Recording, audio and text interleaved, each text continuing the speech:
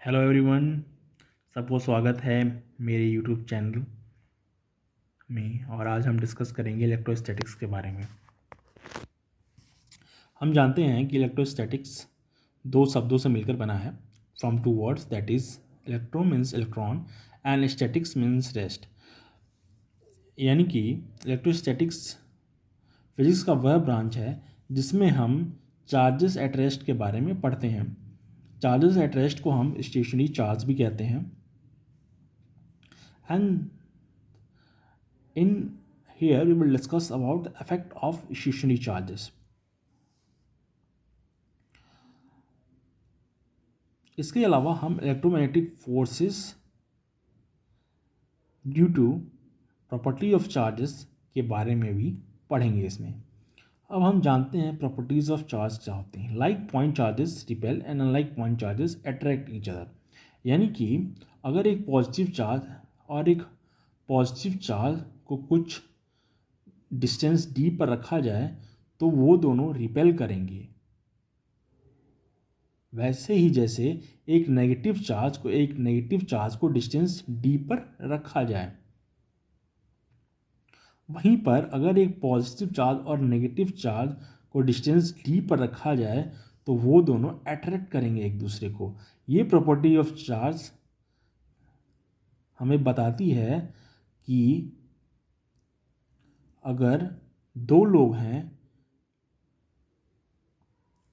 और दोनों में सभी चीज़ें समानताएं हैं तो दोनों दूर जाएंगे। लेकिन अगर दोनों में विषमताएं हैं, यानी कि दोनों डिफरेंट हैं, वो दोनों नज़दीक आएंगे।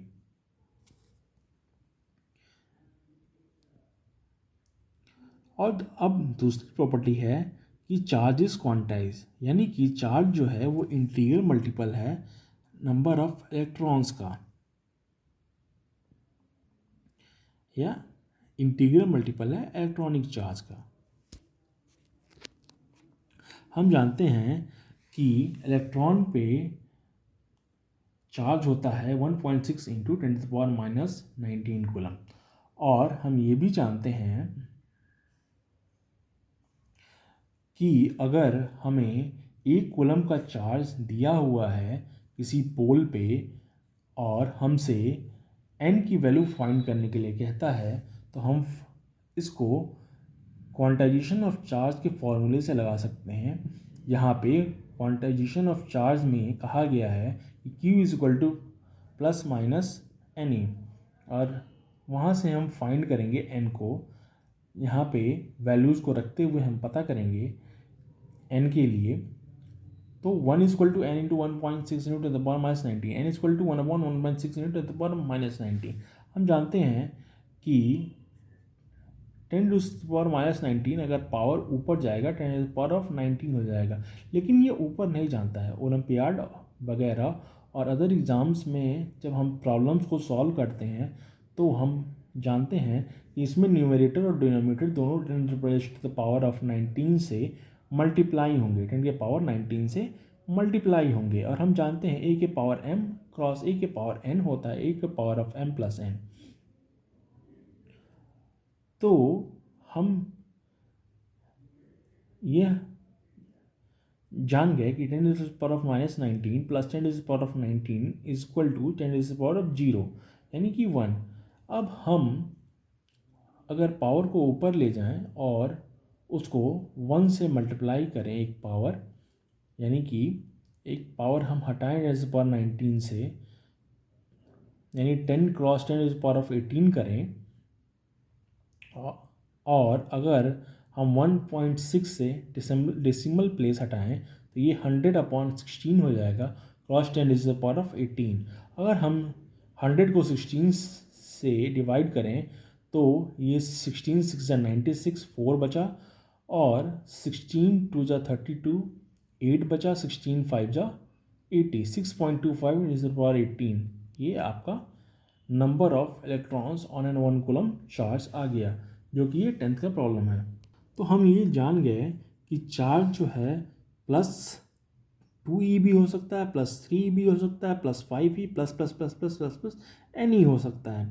वैसे ही ये माइनस में भी जाएगा, जैसे कि -1e, -2e, -3e, -4e, -ne, यानी कि चार्ज जो है वो दोनों positive as well as negative होगा।